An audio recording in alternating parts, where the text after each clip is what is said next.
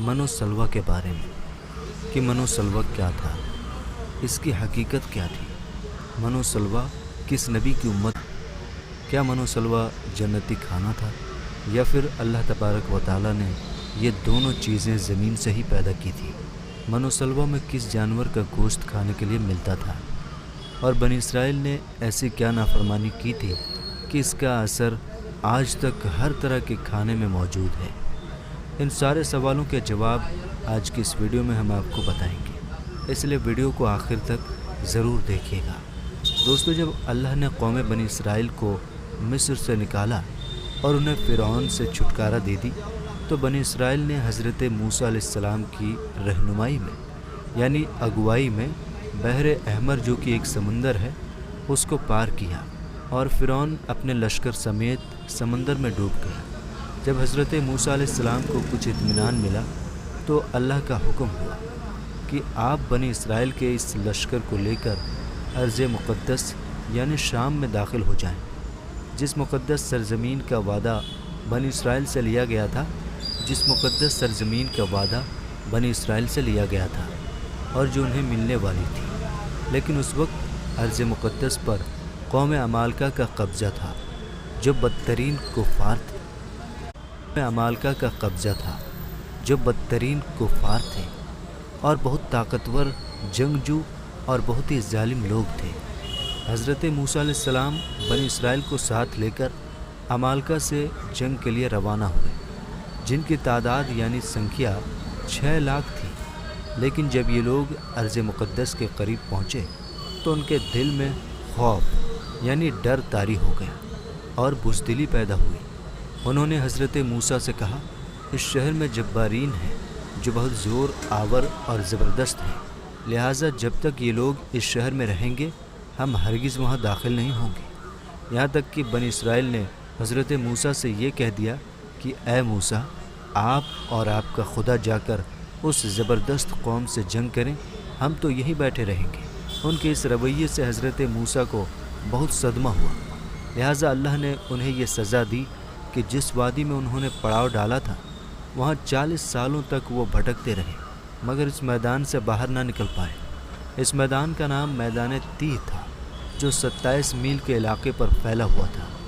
روایت میں آتا ہے کہ بنی اسرائیل کے لوگ سامان اٹھا کر سارا دن چلنے کے بعد رات ایک جگہ پر پہنچتے، اور جب صبح ہوتی تو وہ وہیں موجود ہوتے جہاں سے وہ چلے تھے۔ لہٰذا اب بنی اسرائیل اس میدان میں پھنس چکے تھے اور ایک ہفتے میں سب کا سامان ختم ہو گیا، تو ساری کی ساری قوم توبہ و استغفار کرنے لگی اور معافیاں مانگنے لگی۔ میدان تیہ میں ہونے والے اس سخت امتحان اور مشکلات کو دیکھ کر حضرت موسیٰ علیہ السلام کو اپنی قوم پر رحم آیا۔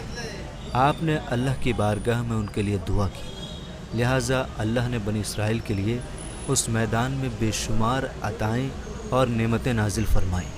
جب بنی اسرائیل کو پیاس کی شدت محسوس ہوئی، پیاس لگی، تو حضرت موسیٰ علیہ السلام نے اللہ کے حکم سے اپنا عصا مبارک ایک چٹان پر مارا، تو اس چٹان سے بنی اسرائیل کے 12 قبیلے کے لیے 12 پانی کے چشمے جاری ہو گئے۔ کیونکہ یہ وادی لمبے چوڑے میدان پر پھیلا ہوا تھا، وہاں سر چھپانے کے لیے کوئی جگہ نہ تھی، اور دن کے وقت سورج کی دھوپ اور تپش سے بنی اسرائیل بدحال ہو جاتے تھے۔ لہٰذا دھوپ سے بچاؤ کے لیے ایک بہت بڑا سفید بادل سارا دن بنی اسرائیل کے لوگوں کے لیے سایہ کرتا تھا۔ اس کے علاوہ رات میں میدان کے بیچوں بیچ ایک چمکدار ستون اترتا تھا جس کی روشنی میں وہ لوگ کام کاج کرتے۔ اس کے علاوہ بھی اللہ نے ان پر بہت سی عنایتیں کی تھیں۔ انہی عنایتوں اور نعمتوں میں ایک نعمت من و سلوہ تھا۔ دراصل اللہ نے ان لوگوں کے کھانے کے لیے آسمان سے 2 قسم کے کھانے کی چیز اتارے تھے، ایک کا نام من اور دوسرے کا نام سلوہ تھا۔ من شہد جیسی میٹھی کھانے کی چیز تھی۔ انجیل کی کتاب خروج میں لکھا ہے کہ جب وہ شبنم یعنی اوس سوکھ گئی تو انہوں نے دیکھا کہ میدان میں چھوٹی چھوٹی گول چیز پڑی ہے جیسا کہ پالے کے دانے ہوتے ہیں۔ بنی اسرائیل اسے دیکھ کر کہنے لگے، من یعنی یہ کیا ہے؟ تب موسیٰ نے ان سے کہا کہ یہ وہی کھانا ہے جو اللہ تبارک و تعالیٰ نے تمہیں کھانے کو دی ہے۔ اور اس نے تجھ کو پہلے آزمائش میں ڈالا اور تجھے بھوکا رکھا، پھر وہ من جسے تو اور تیرے باپ دادا بھی نہ جانتے تھے تجھے کھلایا، تاکہ تجھ کو سکھائے کہ انسان صرف روٹی پر ہی زندہ نہیں رہتا۔